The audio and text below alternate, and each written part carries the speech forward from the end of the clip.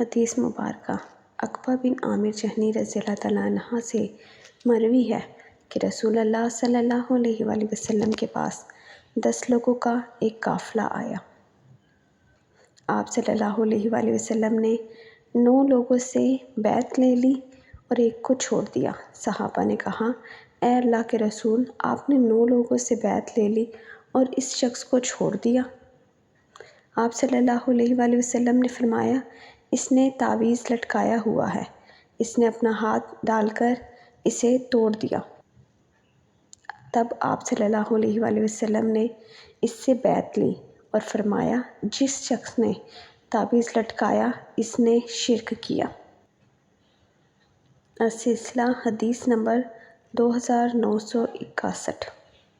ایسی اچھی اور پیاری حدیث سننے کے لیے ہمارے چینل کو سبسکرائب کریں، لائک اور شیئر کریں۔ جزاک اللہ۔